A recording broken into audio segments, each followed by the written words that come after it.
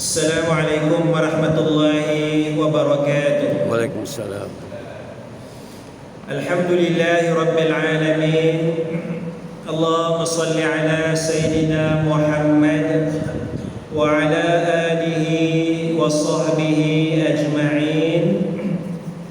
Subhanaka la ilma lana illa ma 'allamtana innaka antal alimul hakim.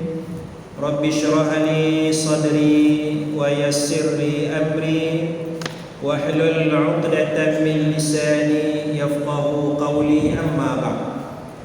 Yang dihormati Tuan Imam, Tuan Bilal dan kuasa masjid, sidang jemaah, moga-moga kita dirahmati Allah Subhanahu wa ta'ala. Bulan sudah kita bicarakan tentang perbezaan yang berlaku dalam kalangan para sahabat. Kita bicarakan cerita-cerita yang tidak elok, cerita-cerita yang tidak elok tentang para sahabat yang sampai kepada kita. Misalnya cerita Sayyidina Ali berperang dengan Sayyidina Muawiyah. Apa lagi cerita? Cerita Sayyidina Abu Bakar tidak memberi harta pusaka Nabi kepada anak Nabi Sayyidatina Fatimah radhiyallahu anha, sehingga Sayyidatina Fatimah marah. Ya, Sayyidatina Fatimah marah. Ya. Sedangkan ada hadis, Fatimatu bid'atun minni, faman aghdabaha faqad aghdabani, faman aghdabani faqad aghdaba Allah, atau kama qala. Sesiapa Fatimah ni adalah sebahagian daripada aku, daripada Nabi sallallahu alaihi wasallam. Faman aghdabaha, sesiapa yang menyebabkan Fatimah marah, dia buat satu benda, dia provokasi sehingga Fatimah marah, faqad aghdabani, maka dia telah menyebabkan aku marah, Nabi marah. Wa man aghdabani, siapa yang menyebabkan aku marah, faqad aghdaba Allah, maka dia akan menyebabkan Allah marah kepada dia. Jadi sini kita nak hukum Sayyidina Abu Bakar ni macam mana? Kan? Nak hukum macam mana Sayyidina Abu Bakar ni? Sayyidina dia marah kepada Sayyidina Abu Bakar, cerita dia macam tu. Cerita dia macam tu. Dan dalam hadis Nabi bersabda, siapa yang bagi Fatimah marah, Allah murka kepada dia. Jadi adakah kita nak kata Allah murka kepada Sayyidina Abu Bakar?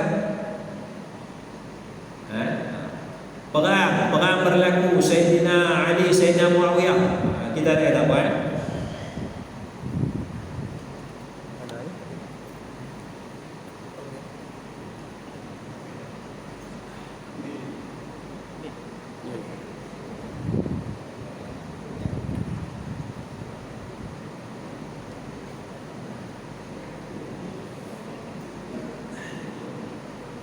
Maka sinilah tuan-tuan, kita pegang kepada ayat Quran. Kita pegang kepada ayat Quran, muka surat 51 ni, sebelum kita masuk ke ayat bawah tu, iaitu kita pegang kepada ayat Quran. Allah menyatakan, tilka ummatun qad khalat, tilka ummatun qad khalat, itulah umat yang telah berlalu, dah habislah masalah. Abu Bakar pun dah habis, Sayyidatina Fatimah semua dah berlalu dah. Sayyidina Ali pun dah habis masalah, Muawiyah pun dah habis masalah. Semua tu umat telah berlalu. Kita nak cara ada faedah? Tak ada faedah pun kepada kita. Kita cara Sayyidina Ali betul, Sayyidina Muawiyah salah. Islam makin hebat kan? Islam hebat kan? Tak ada apa-apa. Sayyidina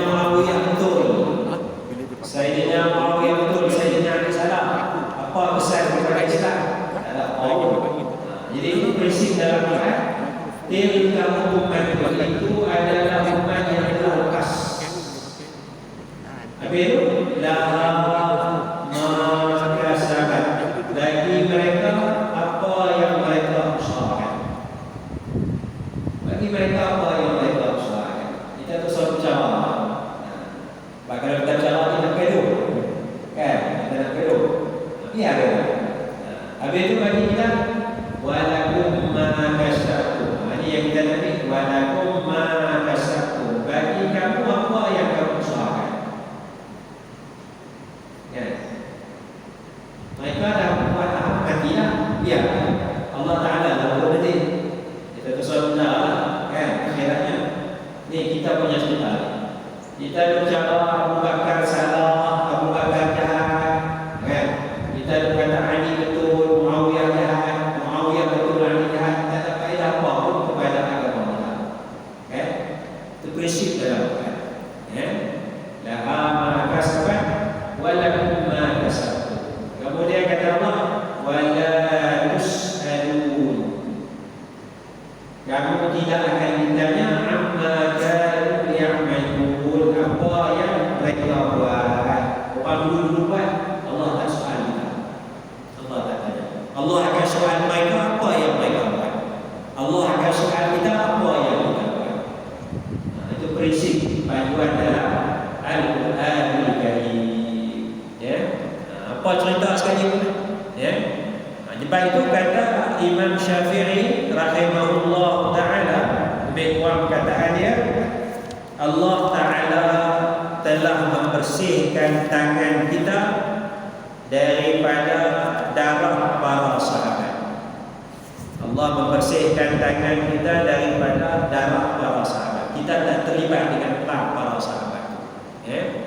Maka janganlah kita kotorkan lidah kita dengan mencaci para sahabat. Jangan kita kotorkan lidah kita dengan mencaci para sahabat, ya? Jadi peristiwa lama itu jangan dikenal. Kita patut tengok peristiwa yang sedang berlaku. Apa yang sedang berlaku, inilah keutamaan kita, bukan peristiwa yang telah berlaku nak menyalahkan. Jadi kalau kita tengok peristiwa yang telah berlaku, nak ambil ibrah, nak ambil pengajaran, maka itu sesuatu yang disuruh di dalam Al-Quran, ya? Baik, pagi ini kita tengok sikit muka surat 51. Salah satu daripada perkara besar dalam Islam ialah tidak mengambil mudah dalam mengkafirkan mana-mana Muslim. Tidak mengambil mudah dalam mengkafirkan mana-mana Muslim. Minggu sudah ada kes mahkamah. Ada kes mahkamah, kan? Mahkamah Persekutuan membatalkan berapa belas perkara? 16 perkara, 16 perkara kanun jenayah syariah di Kelantan. Jadi kalau kita baca dalam media sosial, ada yang kata orang yang bawa kes ke mahkamah, orang ni kafir. Ada yang kata dalam media sosial. Kita tengok baca komen-komen, ya. Di sini manhaj ahli sunnah wal jamaah ialah tidak bermudah dalam mengkafirkan mana-mana Muslim. Tak boleh. Kemudian ada pula kata hakim-hakim tersebut fasik, kafir. 81. Hak satu tu jadi Islam, 8 tu.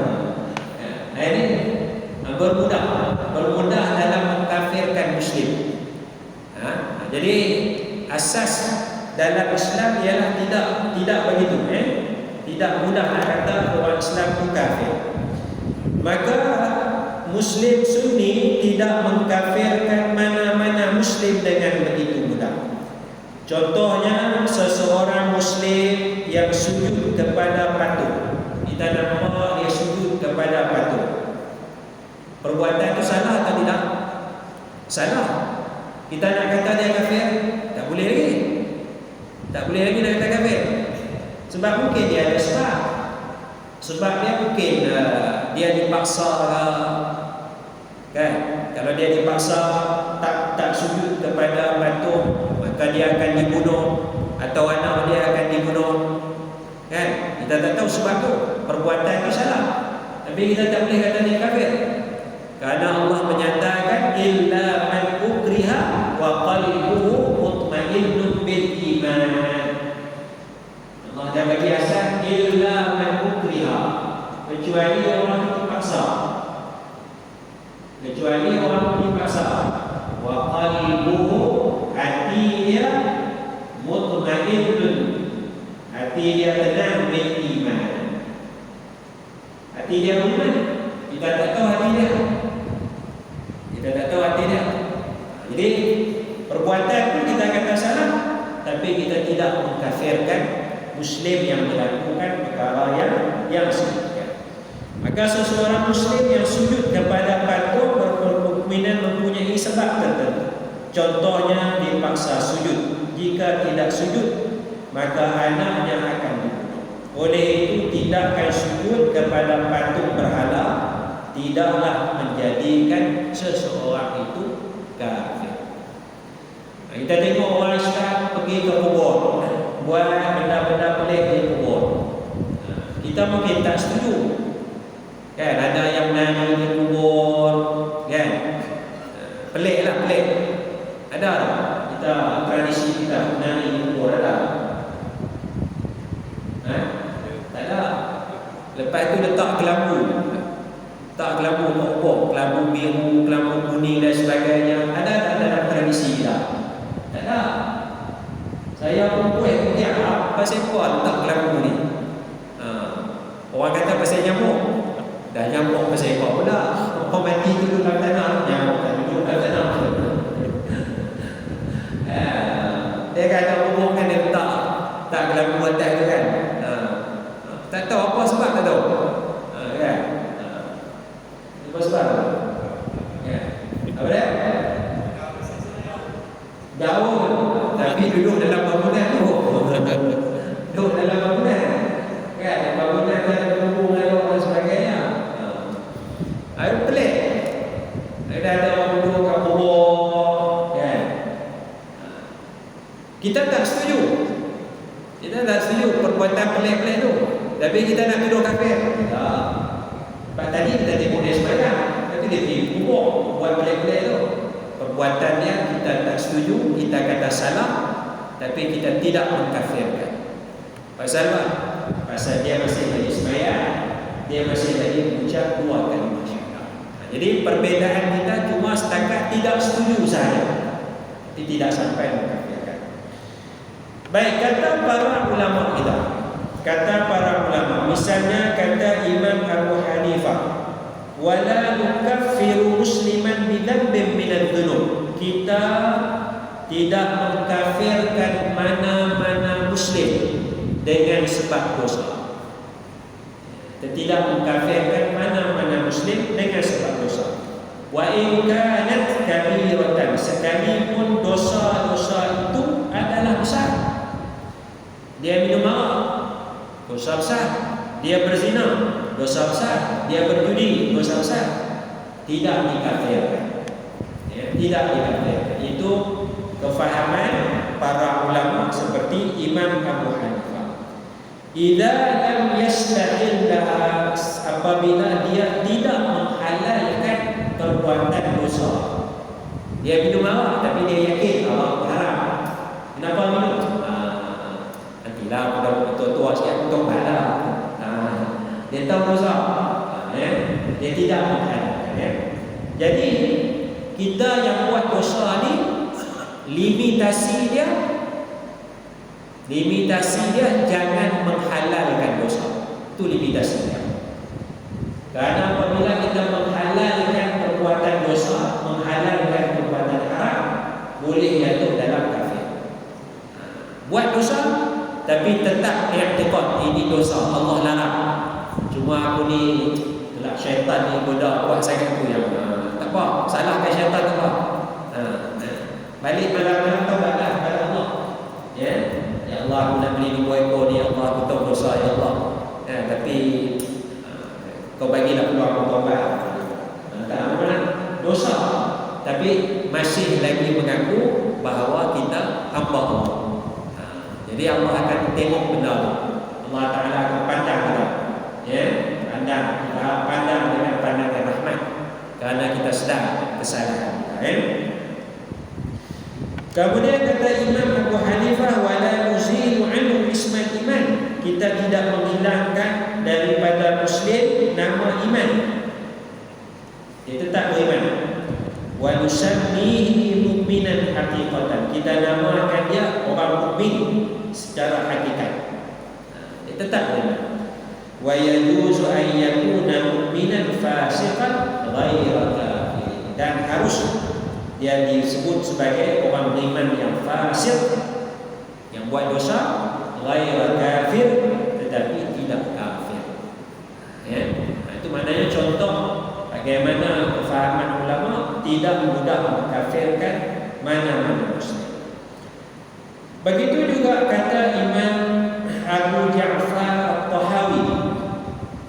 Ya, dalam matan At-Tahawi ada sebut wala nukaffiru ahadan min ahli al-qiblati bi dhanbin ma lam yastahillahu. Kita tidak mengkafirkan mana-mana seseorang daripada ahli qiblat dengan sebab dosa. Apa dia ahli qiblat? Kita lah. Ya, kita iktiraf apa yang ada dalam agama. Ya, kita iktiraf apa yang ada dalam agama. Kita menghadap kiblat, sembahyang ahli kiblat itu. Ya, ahli kiblat. Jadi ahli kiblat ialah muslim yang membenarkan perkara yang sabit dalam syarak dan masyhur diketahui. Contohnya akhirat. Kita benarkan akhirat benar. Salat fardu itu wajib. Puasa Ramadan wajib walaupun kita tak puasa. Kita masih ahli kiblat. Jadi ahli kiblat kata Imam Abu Ja'far wa nusammi ahla qiblatana muslimin mu'minin ma damu bima ja'a bihi an-nabiyyin mu'tarifin. Kita namakan ahli kiblat itu sebagai muslim mukmin. Ahli kiblat itu muslim mukmin selagi mana mengiktiraf apa yang disampaikan oleh Nabi sallallahu alaihi wasallam ataupun membenarkan apa yang dikhabarkan oleh Nabi Muhammad sallallahu alaihi wasallam. Itu asas. Jadi tengok orang Islam, jangan kafirkan dia. Perbuatannya salah, dia salah.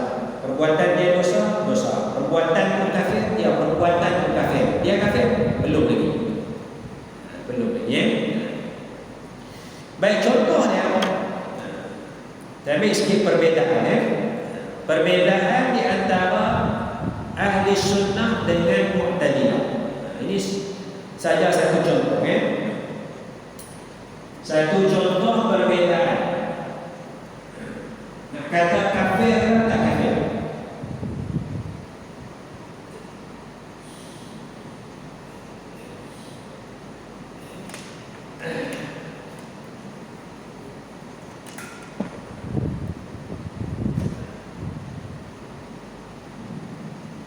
Sunni, Mu'tazilah. Mu'tazilah, satu kumpulan Sunni dengan Mu'tazilah.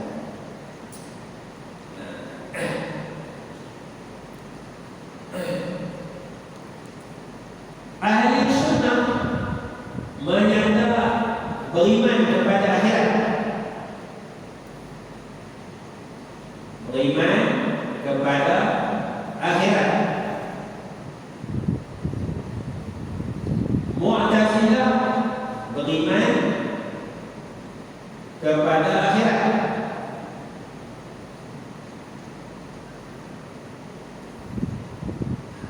Persamaannya beriman kepada akhirat. Mu'tazilah.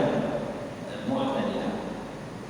Pasal dalam Quran yu'minuna bil akhirah, beriman kepada akhirat. Yu'minuna bil akhirah, beriman kepada akhirat.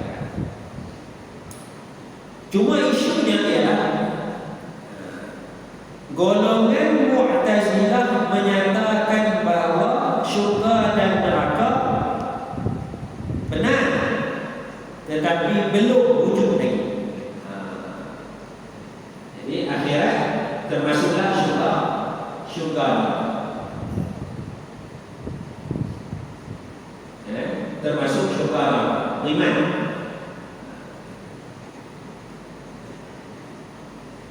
Dan ahli sunnah kata syurga, neraka sudah wujud, sudah ada.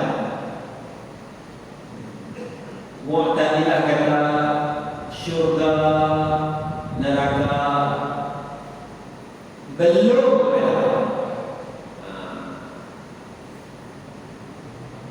Beza.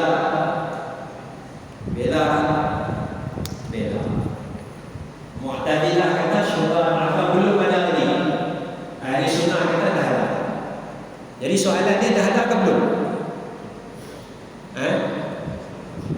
Syurga neraka dah ada ke belum? Ada. Ahli sunnah. Syurga neraka dah ada ke belum? Ada. Siapa kata belum ada? Siapa kata belum ada? Mu'tazilah. Baik. Apa dalil dia? Apa dalil kita ahli sunnah? Dalam masjid dia ahli sunnah, syurga neraka dah ada. Mu'tazilah kata belum ada. Dalil dia syurga nanti ada. Dah ada. Dah ada syurga nanti ada. Jadi syurga dah ada belum? Dah ada. Quran. Mu'tazilah tak baca apa ayat ni? Mu'tazilah tak. Jangan. Salah seorang Mu'tazilah adalah Al-Imam Az-Zamakhsyari yang mentafsirkan Quran. Tafsirnya Kasyaf. Nama tafsir Kasyaf. Dia Mu'tazilah tapi dia tafsir Quran. Kalau nak faham balaghah Quran, sastra Quran, kena rujuk tafsir Kasyaf. Kerana kehebatan balaghah yang ada dalam tafsir Kasyaf oleh Imam Mu'tazilah, iaitu Al-Imam Zamakhsyari. Imam Zamakhsyari. Jadi ulama sunni kata syurga Nabi ada, itulah dalil syurga dah ada. Ulama Mu'tazilah kata syurga Nabi ada lain. Syurga Nabi ada lain. Syurga yang kita nak duduk nanti syurga lain. Kan? Syurga Nabi ada, biar seorang-seorang mengatakan syurga lagi bumi. Kan? Syurga kita nak duduk ni lagi bumi pun kan? Takkanlah Nabi Adam seorang besar. Karena syurga Nabi Adam pun lebih kurang begitu lah maksudnya. Tapi taklah syurga kita nanti. Munasabah kenapa? Munasabah itu. Tapi prinsip dia beriman syurga neraka benar. Ahli sunnah kata tak ada. Mu'tazilah kata benar, tapi belum ada. Jadi dalil dia syurga Nabi ada. Mu'tazilah kata syurga Nabi ada lain. Syurga neraka yang kita nak bicara ni syurga lain, syurga pembalasan. Nabi Adam mana ada amalan Allah cipta dia perintah syurga. Tak ada amalan lagi. Ini syurga untuk orang beramal. Dia ada dalil, dia ada benar. Kemudian dalam Quran Allah katakan u'iddat, telah disediakan lil muttaqin. Syurga itu telah disediakan. Telah disediakan. Jadi dah ada ke belum? Dah ada. Mu'tazilah tak baca apa ayatnya? Baca. Jadi kenapa dia kata syurga belum ada? Dia kata ayat ni maksudnya confirm ada, tapi belum ada. Yakin ada. U'iddat tu pasti disediakan. Jadi nak yakin tu maka Al-Quran menggunakan fi'il mudhari.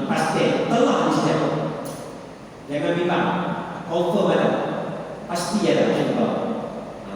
Cuma Allah belum buat lagi kata Mu'tazilah. Dia percaya tapi cara faham. Cara faham. Cara faham. Macam kita pergi Nuri lah kan. Nuri ada pukul 3 atau 4. Tiga setengah baru teringat. Nuri kawan kita, kawan baik. Tak datang susah. Ya kan? Tak pun telefon dia tanya boleh datang lagi tak? Catering tu buku lagi nak tutup lah. Kan? Kita datang lah. Kita pun tanya anda mungkin lagi tak? Datang lah. Datang atau? Walau kita tidak berbuat. Makna kawan datang tak ada. Makanya tak. Tapi ada. Akan ada. Kalau kamu datang ada. Datang tak ada. Dia faham je tu. Cara apa? Jadi maknanya basic dia beriman akhirat, syurga neraka benar sama. Cuma beza dia cara pendalilan.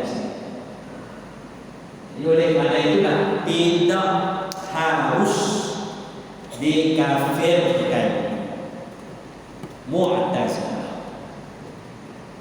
Tak harus dikafirkan Mu'tazilah. Kerana dia masih beriman, dia masih beriman. Jadi golongan Mu'tazilah menyatakan bahawa syurga dan neraka benar, tetapi belum. Baik, satu lagi dalil. Malam Isra Mi'raj. Malam Isra Mi'raj. Nabi tengok apa? Syurga neraka. Nabi sallallahu alaihi wasallam tengok syurga. Nabi tengok syurga, Nabi tengok neraka. Nabi tengok kebanyakan ahli syurga adalah orang miskin, kebanyakan ahli neraka adalah orang perempuan. Orang tadi tak tahu apa.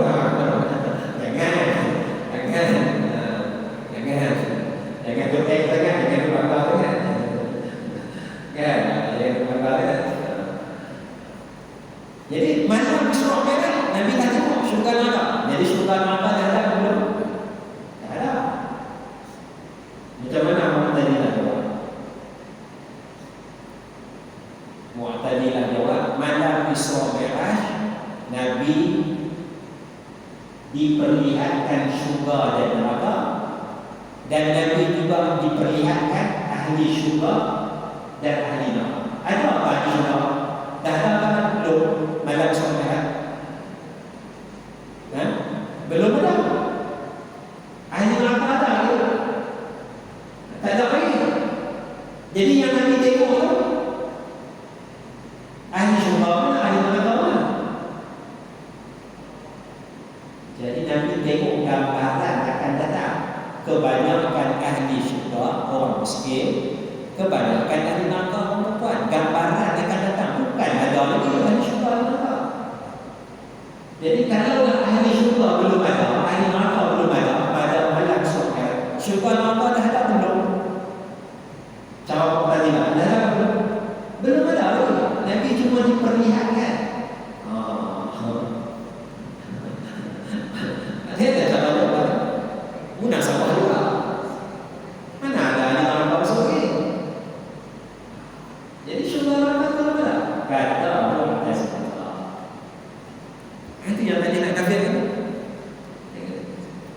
Dia boleh jawab. Dan jawapannya itu munasabah pada akal. Munasabah pada akal.